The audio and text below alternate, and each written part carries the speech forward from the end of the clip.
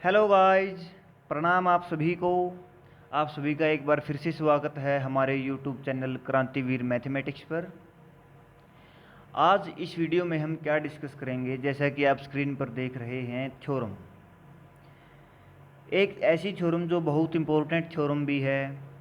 Competition के हिसाब से हम देखें तो भी इम्पोर्टेंट है, और एकेडमिक्स में यूज़ यदि हम इसका देखें तो वहाँ भी इसका बहुत यूज है। थ्योरम्स को आगे कंसेप्ट को प्रूव करने में, क्लियर करने में हम इसका बहुत यूज करते हैं।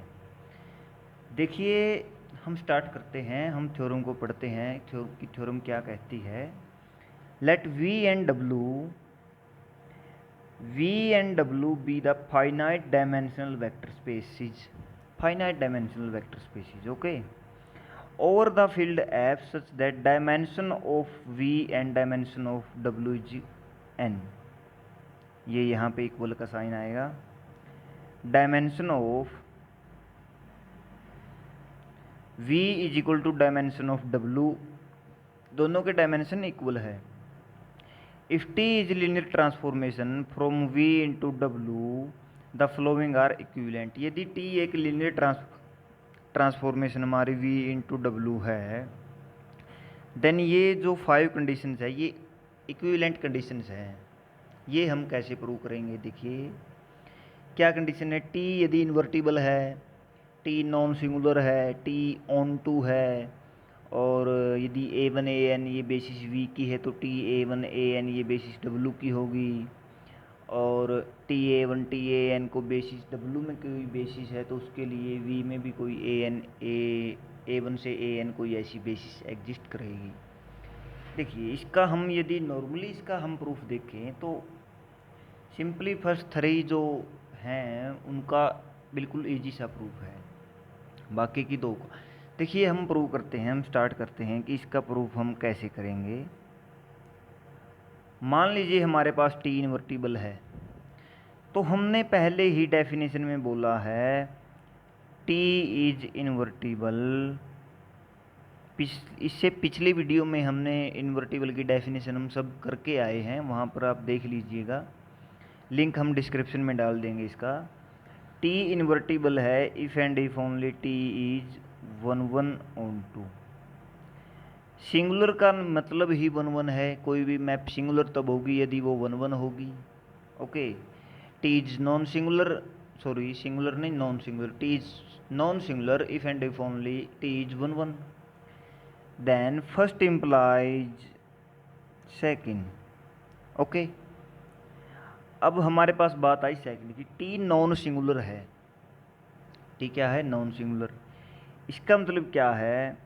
टी ओनली ऑन 0 को ही 0 पे मैप करता है और किसी को 0 पे मैप करता ही नहीं, ओके। तो आप अब हमारे पास मान लीजिए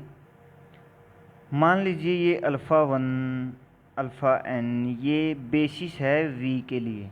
V के लिए बेसिस आई, ये लीनियरली इंडिपेंडेंट सेट है। इससे पिछले वीडियो में हम एक थ्योरम प्रूफ किए थे कि यदि टी नॉन सिंगुलर है तो वो लीनियरली इंडिपेंडेंट को लीनियरली इंडिपेंडेंट पे मैप करती है।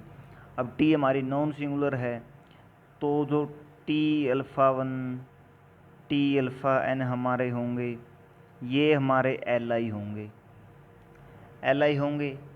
अब आप देखिए डायमेंशन ऑफ W क्या है। डायमेंशन ऑफ W भी तो n डायमेंशन है, डायमेंशन ऑफ W भी n है, V के इक्वल ही है, तो ये सभी लीनियरली इंडिपेंडेंट भी है। और आप एक बात और देखिए, यदि कोई भी एलिमेंट, ये जो रेंज ऑफ T जो होगा वो इन्हीं के द्वारा स्पैन होगा। T alpha 1 T alpha n के द्वारा स्पैन किया जाएगा। वो कैसे किया जाएगा आप देख भी सकते हैं। कोई भी एलिमेंट है हमारा V का, वो इसके द्वारा स्पैन किया जाएगा, अल्फ़ा 1 अल्फ़ा n के द्वारा। अल्फ़ा तो इनका कम्बिनेशन होगा, अगर हम उस पर टी लगा देंगे तो वो T alpha 1 T alpha 2 T alpha n का कम्बिनेशन हो जाएगा। तो यही इसको स्पैन करेगा, रेंज ऑफ टी को। और ये लीनियरली इंडिपेंडेंट भी है। तो ये जो हमारे पास है, ये जो हमारे पास बेसिस है, ये हमारी क्या हो जाएगी? रेंज ऑफ टी की बेसिस हो जाएगी ये, ठीक है। Basis for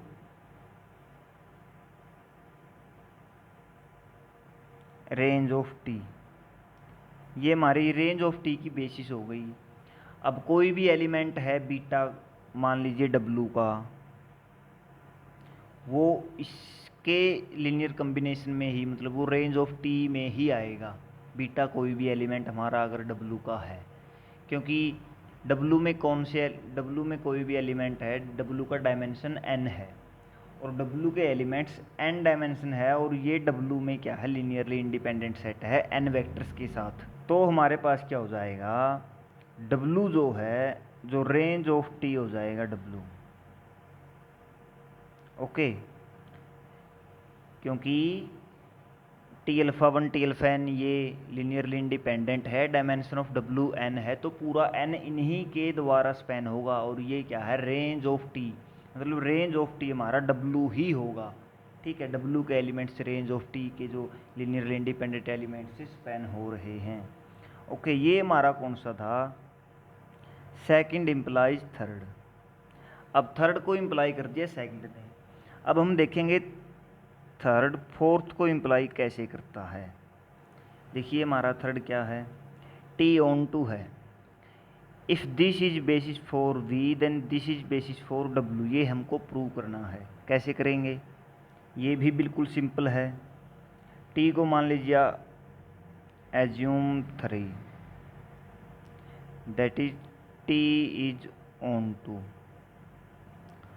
T is onto means W के हर एलिमेंट्स के लिए वी के एलिमेंट्स एग्जिस्ट कर रहे हैं। ओके, अब अल्फ़ा 1 अल्फ़ा n ये मान लीजिए बेसिस है वी के लिए, तो T alpha 1 T alpha n क्या हो गया, लीनियरली इंडिपेंडेंट तो होगा ही होगा, बट रेंज ऑफ टी जो है वो इन्हीं के द्वारा स्पैनिंग सेट है, इन्हीं के द्वारा, और ये लीनियरली इंडिपेंडेंट भी है, हमने पहले ही देखा है। ये लीनियरली इंडिपेंडेंट है, रेंज ऑफ टी ये है, और डायमेंशन ऑफ डब्लू हमारा n है, और ये भी नंबर्स n में ही है। तो हम यहाँ से क्या बोल पाएंगे, जो T1 TA1 T alpha n है, ये डब्लू के लिए बेसिस बनाएगा। Okay, because range of T हमारे पास डब्लू ही तो है, तो ये क्या बनाएगा, इसके लिए बेसिस बनाएगा डब्लू के लिए, T alpha 1 T alpha n।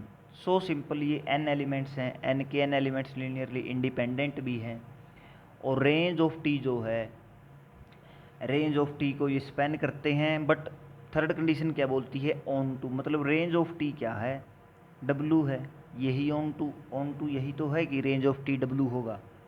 बस ये हमारे पास प्रूव हो गई फोर्थ स्टेटमेंट।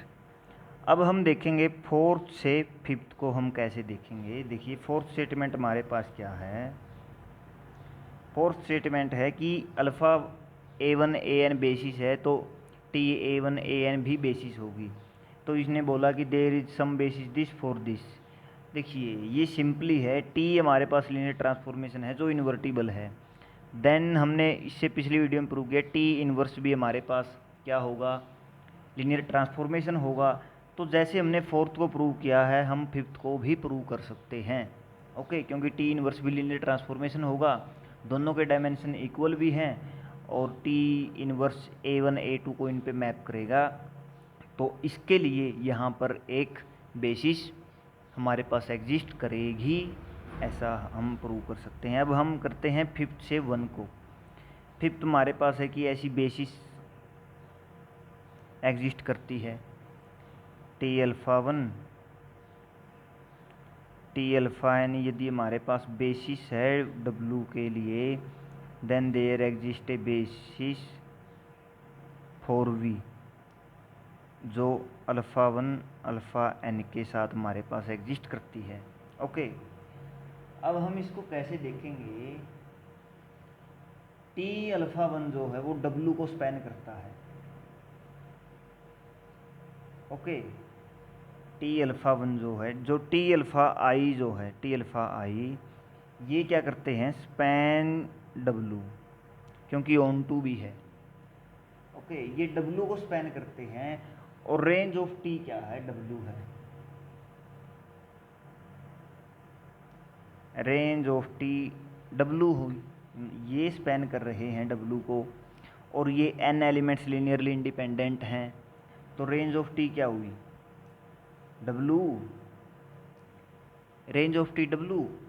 अगर हमारे पास रेंज ऑफ टी डब्लू है तो हम देखेंगे, मान लीजिए कोई भी एलिमेंट है अल्फ़ा, उसको हम alpha 1 C1 plus alpha n Cn की फॉर्म में यदि लिखें और फिर टी को अप्लाई कर दें पूरे पे, तो हमारे पास क्या आ जाएगा, T alpha into this, T alpha into this, and this element belong to T alpha.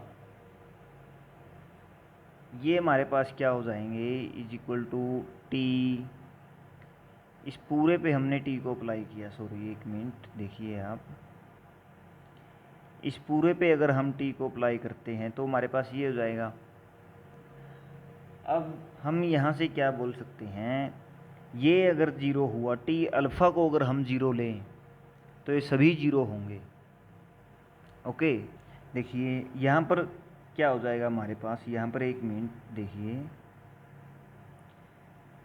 T into alpha 1 into C1, T into alpha 2 into C2। अगर हम अल्फ़ा को ज़ीरो ले लें, अगर हम अल्फ़ा को ज़ीरो ले लें तो हमारे पास C1 C2 Cn सभी ज़ीरो आते हैं। If alpha is equal to zero, this implies that C1 is equal to C2 is equal to Cn, ये सभी ज़ीरो आएंगे क्योंकि अल्फ़ा को इनके लीनियर कम्बिनेशन में हमने लिखा है, और A1 A2 जो अल्फ़ा वन जो हमने बेसिस के एलिमेंट लिए हैं वी के, इसलिए हमारे पास ये सभी ज़ीरो आएंगे। अब अगर ये सभी हम ज़ीरो कर दें तो हमारे पास टी अल्फ़ा ज़ीरो आएगा। ओके, और सिमिलरली अगर हम सी इनको ज़ीरो करें, टी अल्फ़ा को ज़ीरो करें तो हमारे पास अल्फ़ा ज़ीरो आएगा। This means that T maps only on zero to zero, ये सिर्फ ज़ीरो को ही ज़ीरो पे मैप कर रहा है। दिस मीन्स टी इज 1 1 और T is non singular, and we have also proved that range of t is w, that means on to। अब ये on to भी हो गया और 1 1 भी हो गया, and 1 1 on to implies invertible, तो इन्वर्टिबल भी हो जाएगा। सिंपल सी तो है, इसमें हमें बहुत ज़्यादा कुछ नहीं करना था, बिल्कुल इजी सी ये थ्योरम थी। बट इसकी स्टेटमेंट आप, इसका प्रूफ आप इसका एक बार अपने आप से भी करके सोच के इसको करके देखिएगा, लेकिन इसकी जो स्टेटमेंट है वो भी बड़ी इंपॉर्टेंट है। ओके, नेक्स्ट हम करते हैं एक्सरसाइज, इस पे बेस्ड कुछ हम एक्सरसाइज करेंगे। मान लीजिए देखिए यहाँ पे क्या है, T and you linear operator है फ्रॉम R2 ऑन R2 पे है। ये ऐसे डी इनको डिफाइन किया गया है कि T x1 x2 is equal to x2 x1। Okay, और u को ऐसे डिफाइन किया है, how do you describe T and U geometrically. Okay, हम देखते हैं, देखिए ये हमारा है, टी x1 x2 को x2 x1 पे चेंज कर दिया, मतलब इसने क्या किया, x कोऑर्डिनेट जो था और y कोऑर्डिनेट जो था दोनों को इंटरचेंज कर दिया अपने आप में। कोई एलिमेंट मान लीजिए हमारे पास 1 2 3, 1 2 3, मान लीजिए हमारे पास कोई एलिमेंट था 3 1, यहाँ पर कोई एलिमेंट था, यहाँ पर कोई एलिमेंट था, उसको इसने कहाँ पे मैप कर दिया, उसने इसको मैप कर दिया यहाँ पे, क्या होगा 3 1 का 1 3, यहाँ पे मैप कर दिया। तो इसका मतलब क्या हुआ, ये जो लाइन हमारी मैंने बनाई है ये x is equal to Y, इसको मिरर मान के रिफ्लेक्ट कर रहा है वो, यहाँ से यहाँ, यहाँ से यहाँ, यहाँ से यहाँ, यहाँ से यहाँ, इन दोनों के जो लाइन सेगमेंट दोनों को ज्वाइंट करने वाले होंगे वो x is equal to Y को परपेंडिकुलर एंगल पे कट करेंगे। ओके, तो जो हमारी टी जो मैप हुई, इसको ये थोड़ा फिगर एग्जैक्ट फिगर नहीं है, आप अगर हम एग्जैक्ट फिगर इसको करके देखेंगे तो ये हमारे पास क्लियरली शो होगा कि x is equal to Y के उसके मतलब उसके अलोंग ये क्या है, उसके परपेंडिकुलर ये एक प्रोजेक्शन मतलब वो रिफ्लेक्शन है। इसके about, x is equal to Y के अबाउट प्रोजेक्शन है। टी हमारा क्या है, रिफ्लेक्शन, सॉरी प्रोजेक्शन नहीं, रिफ्लेक्शन है about y is equal to X. और हमारे पास u क्या है, u x1 x2 x। अब ये देखिए u हमारे पास क्या कर रहा है, अगर हम यहीं पर u को देखें तो u हमारे पास क्या कर रहा है, देखिए u भी तो ऐसा ही एक काम कर रहा है। क्या, हमारे पास मान लीजिए कोई भी एलिमेंट, ये 1 2 3 ये है 1 2 3 4, ये कोई भी एलिमेंट्स हैं। यहाँ पर कोई भी एलिमेंट हम ले रहे हैं x1 x2, मान लीजिए यहाँ पे कोई भी x1 x2 है हमारा, यहाँ पे ओके, ये जो हमने पॉइंट लगाया है ये हमारा x1 x2 है। इसने क्या किया, x1 को x2 को 0 कर दिया, मतलब इसको y कोऑर्डिनेट को 0 कर दिया, तो ये x1 सीधा यहाँ पे आया। इसका मतलब क्या हुआ, ये इसकी क्या है, प्रोजेक्शन है अलोंग y एक्सिस। तो u हमारा y एक्सिस के अलोंग एक प्रोजेक्शन है, सो सिंपली। और अगर हम u प्लस टी देखें, यू टी देखें, तो ये सब आप करके देखिएगा, बहुत इजी है, ना हो तो कमेंट बॉक्स में लिख दीजिएगा, नो प्रॉब्लम, आपको सॉल्यूशन मिलेगा। ओके, अब अगर हम सेकंड की बात करें तो सेकंड क्या बोलता है, टी क्या है, C3 के ऊपर लीनियर ऑपरेटर है। C3 मतलब complex field, for which T1 ये है, T2 ये है, T3 ये है। ये क्या है, T1 2 3 इसने ये क्या लिया है, 1 लिया है इसने, 1 0 0, 2 यहाँ पे है 0 1 0, और 3 यहाँ पे है 0 0 1। एक्चुअली ये प्रिंटिंग मतलब फ़ोन में ऐसे सिंबल यूज़ करने के लिए अवेलेबल नहीं थे, तो इसलिए यहाँ से एप्सिलॉन 1 एप्सिलॉन 2 एप्सिलॉन 3 यहाँ से कट हो गया है, जो कि स्टैंडर्ड बेसिस को हम रिप्रेजेंट करते हैं जिससे। ओके, अब ये बेसिस है, टी लीनियर ऑपरेटर है, तो टी को दिखाना है इन्वर्टिबल होगा या नहीं होगा। अब हम पीछे ही करके आए हैं, यदि टी इन्वर्टिबल होगा, वो नॉन सिंगुलर होगा, वो बेसिस को बेसिस पे मैप करेगा।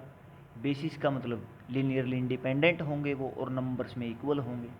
अब C3 की बेसिस क्या होगी, C3 पे 3 होगी, बेसिस में 3 एलिमेंट्स होंगे, डायमेंशन 3। अब ये हमारी बेसिस है, इसको अगर ये मैप करेगा तो जिस पे करेगा वो भी बेसिस बनेगी। एलिमेंट्स क्या है उसमें, T1 0 आइटा 0 1 1 एंड आइटा 1 0। इनको हम चेक करेंगे, कैसे चेक करेंगे, रो रिड्यूस्ड एक्लोन फॉर्म से चेक कर लेंगे कि ये क्या है, इन्वर्टिबल है या नहीं है, मतलब number of non zero in this 3 आ रहे हैं और नहीं आ रहे। 3 आ गए तो ये इन्वर्टिबल हो जाएगा, नहीं आए तो इन्वर्टिबल नहीं होगा। यदि हम यहाँ से ऊपर से इसको सिंपली कैजुअली इसको हम अगर देखें तो देखिए ये इन्वर्टिबल होगा। कैसे, फर्स्ट जो है इसके सेकंड लीनियरली इंडिपेंडेंट नहीं है, ओके, सेकंड थर्ड के लीनियरली इंडिपेंडेंट नहीं है, क्योंकि इनमें जीरो के जो प्लेसेस हैं वो अलग अलग हैं, एक दूसरे के मल्टीप्लाई ये कोई भी नहीं है। और 2 को मिलाकर के हम थर्ड को रिप्रेजेंट नहीं कर सकते, क्योंकि थर्ड में फिर से 0 एक अलग प्लेस पे होगा। ओके, अब 0 यहाँ पे मान लीजिए हमको सेकंड को हम कुछ भी करके जनरेट करें, तो यहाँ पे 1 है, यहाँ पे आयटा है, ये जनरेट नहीं होगा। जनरेट हो जाएगा, इसको मान लीजिए आयटा से करें, इसको माइनस से करें, फिर सेकंड एलिमेंट पे दिक्कत करेगा, सेकंड एलिमेंट पे। ओके, तो ये लीनियरली इंडिपेंडेंट है और ये इन्वर्टिबल भी है। नेक्स्ट एक्सरसाइज हम देखते हैं, हमारे पास ये क्या है, लीनियर ऑपरेटर है, इसको ऐसे डिफाइन कर दिया। अब इसने पूछ लिया भाई ये इन्वर्टिबल है या नहीं है, तो देखो भाई क्या है इन्वर्टिबल या नहीं, देखो देखना तो पड़ेगा।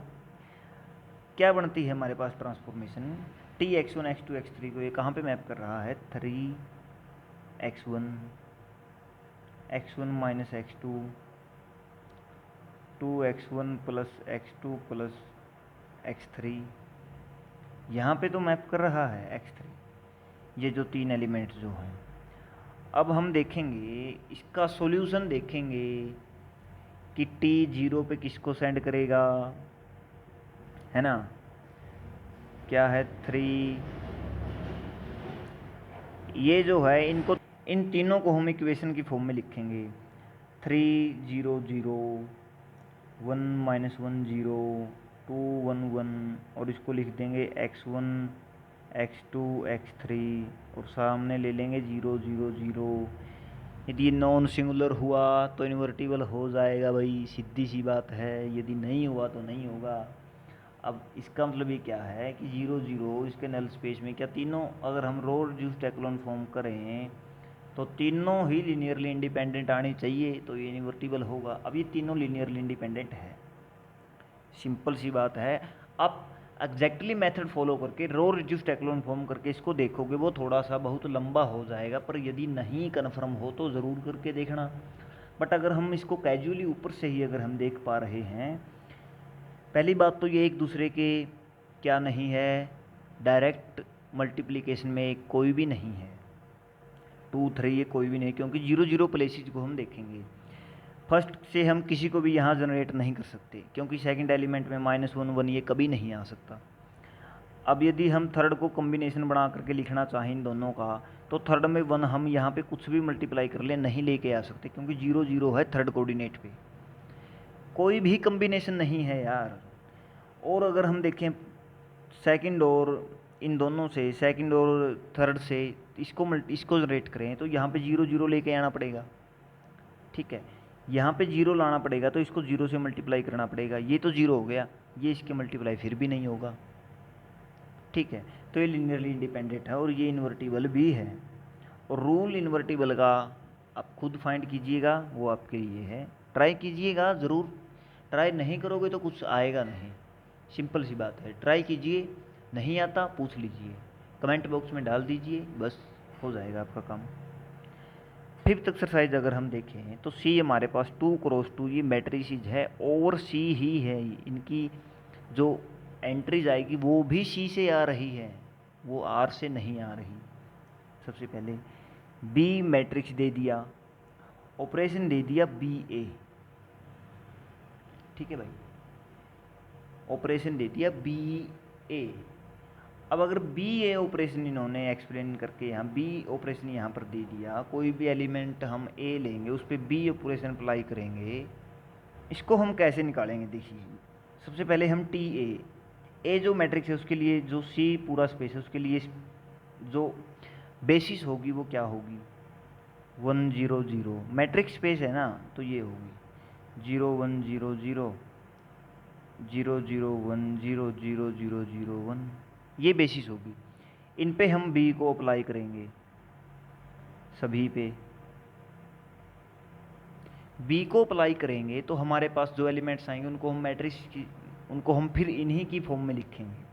देखिए बी को अप्लाई करते हैं 1 -1 -4 4 फर्स्ट पे अप्लाई किया, क्या आया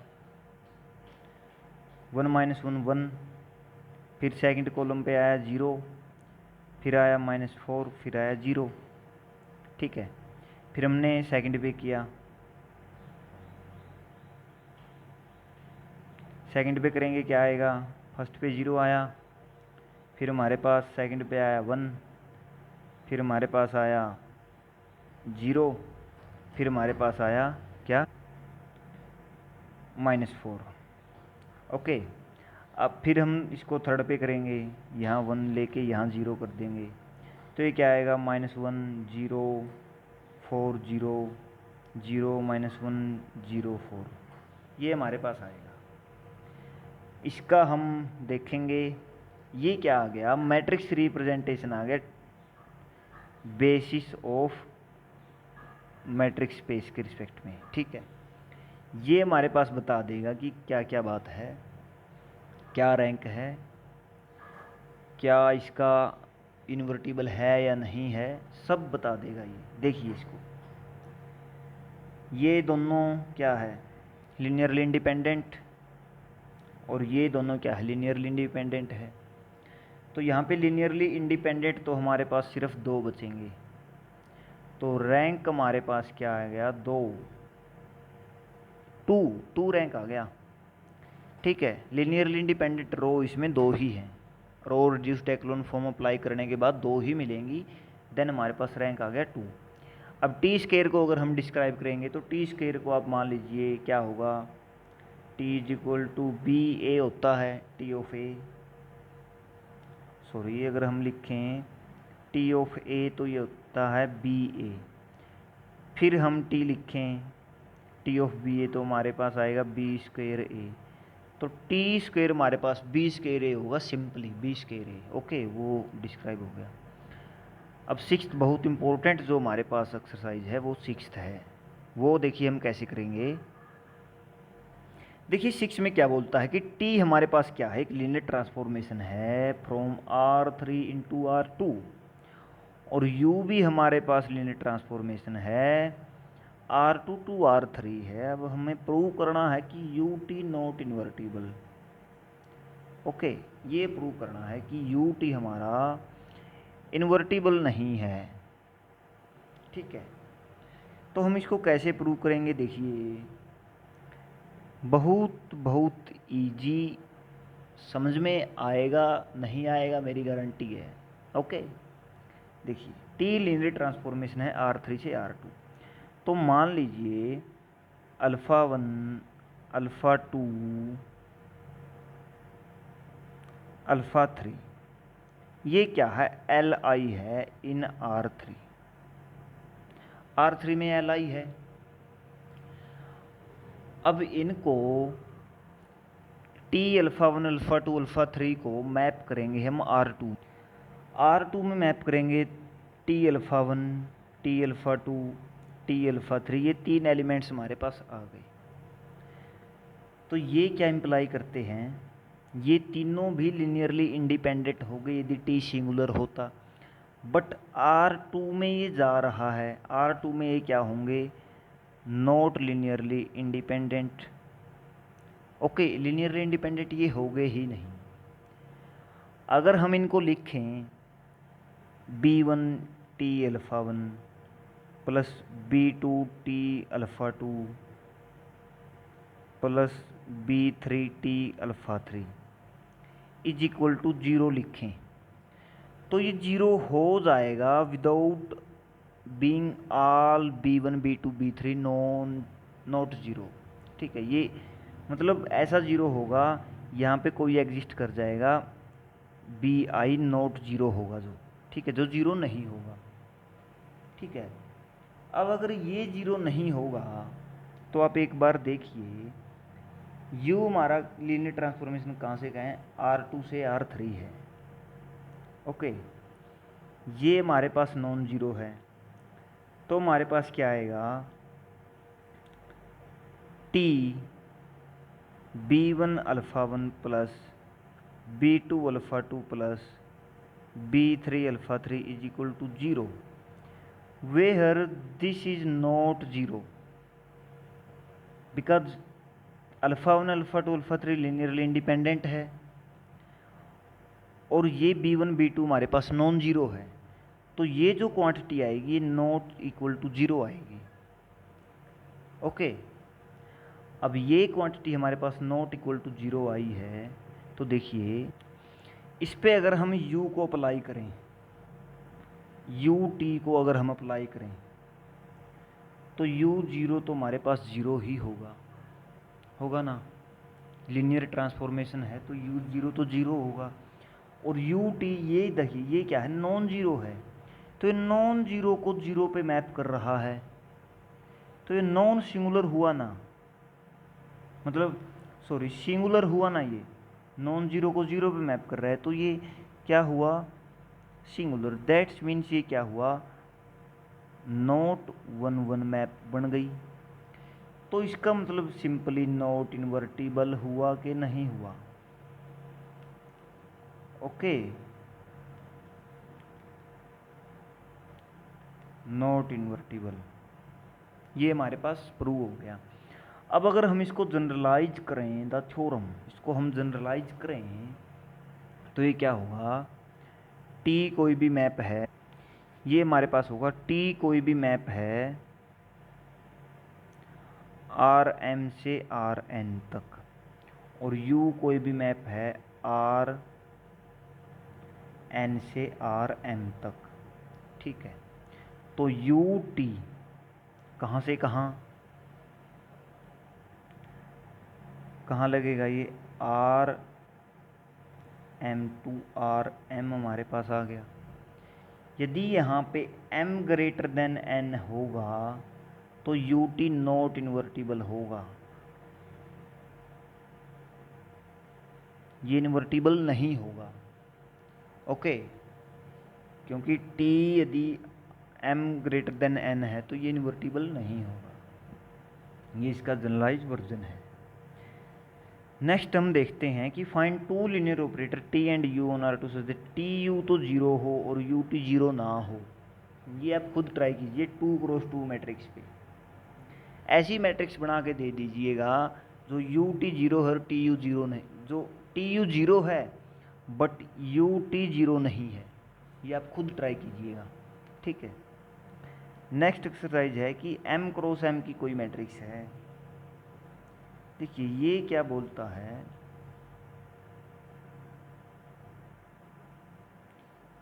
जो 10th हमारे पास एक्सरसाइज है, ये बोलता है कि 10th एक्सरसाइज में हमारे पास कहता है कि हमारे पास t कोई भी मैट्रिक्स है, t कोई लीनियर ऑपरेटर है, सॉरी, वो मैट्रिक्स पे लगता है t of a is equal to A x, मतलब x पे लगता है, जहाँ पर t क्या है, m क्रॉस n का एक मैट्रिक्स है।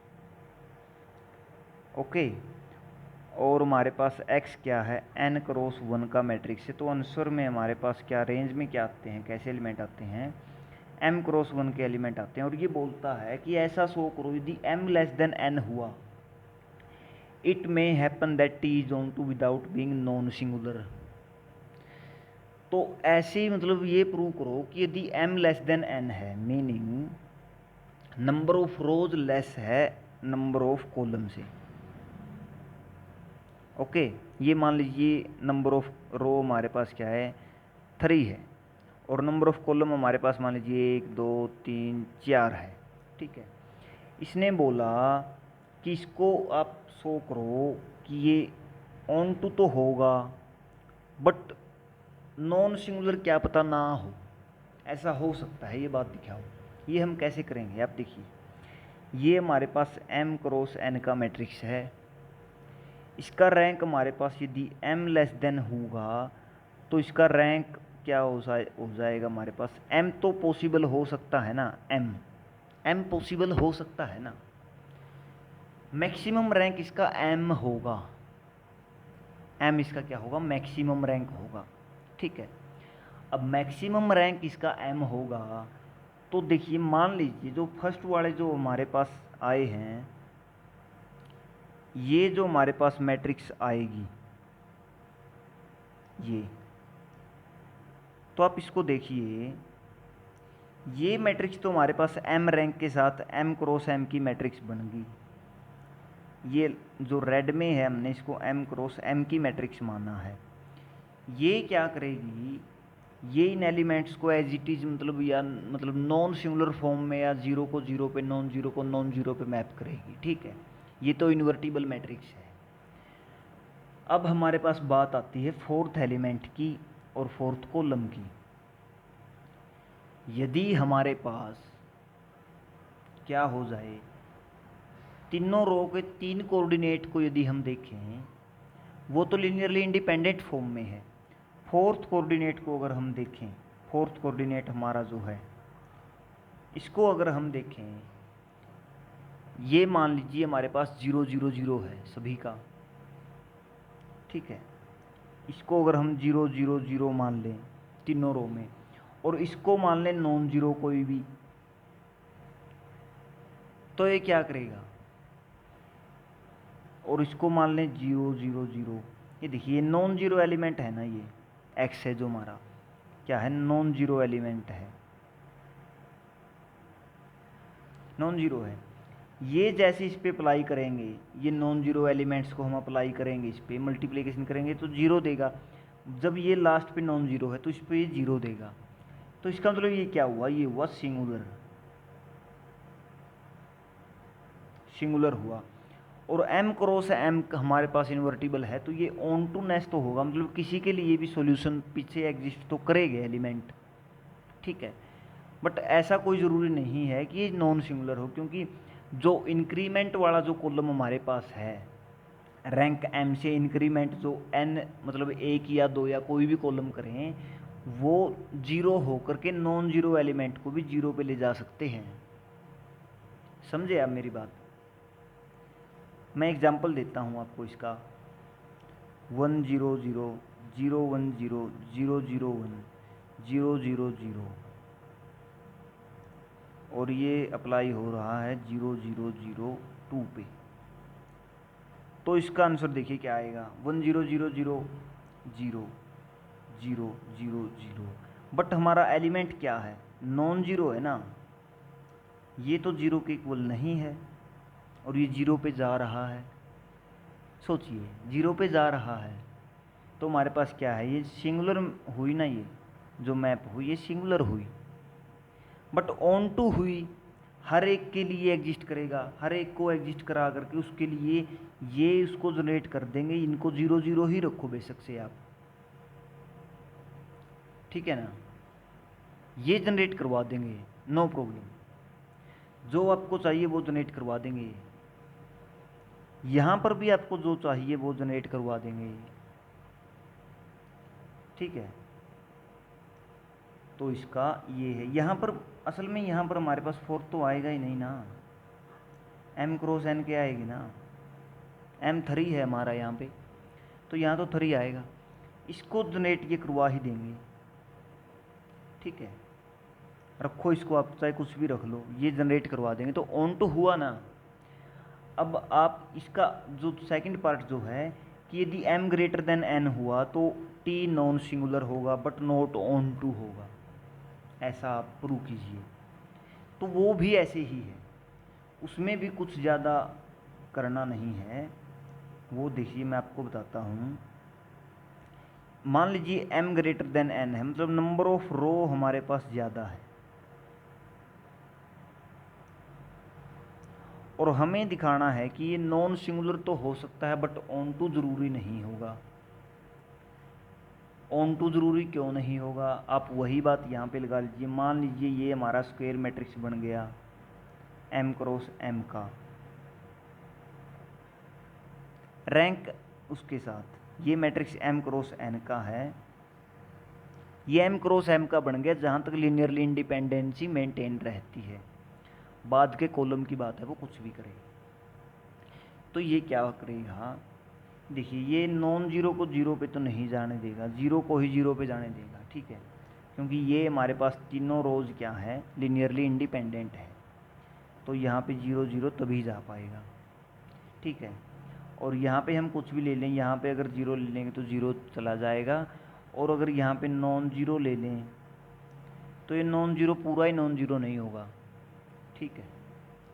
तो सिंपल सी बात है, जीरो को ही जीरो पे जा पाएगा। अब आप देखिए बात है ऑन टू नेस की, कि यहाँ पे हर एलिमेंट की इमेज यहाँ पे एग्जिस्ट करेगी या नहीं करेगी, वो कैसे डिसाइड करेंगे। देखिए ये जो एलिमेंट है, ये एलिमेंट तो इससे ऑन टू नेस ये तो हो जाएगा, ऑन टू बना देगा ये तो इसको। बट यहाँ पर अगर हमने कोई नॉन जीरो एलिमेंट ले लिया और इस रो को पूरा जीरो ले लिया तो इसकी कोई भी परी इमेज एग्जिस्ट ही नहीं करेगी। समझे आप बात? जो इंक्रीमेंट वाला कॉलम या रो होती है ना, वो प्रॉब्लम करती है। यहाँ पे इंक्रीमेंट वाला हमारे पास क्या है, कॉलम है, वो पूरी रो है। इसको अगर हम 0 0 कर देंगे और यहाँ पे कोई नॉन जीरो एलिमेंट ले लेंगे तो पॉसिबल ही नहीं होगा, क्योंकि इसका और इसकी मल्टीप्लिकेशन का कम्बिनेशन ऐड करके ही हमें यहाँ क्वांटिटी मिलेगी। समझे आप? ये होगा। तो हमारा सार क्या है कि यदि t x is equal to A x है और ए हमारे पास m क्रॉस n का मैट्रिक्स है, यदि m ग्रेटर देन n है तो हमारे पास ऑन टू नहीं हो, may be not onto, ये ज़रूरी नहीं है। और यदि m लेस देन n है तो 1 1 ज़रूरी नहीं है।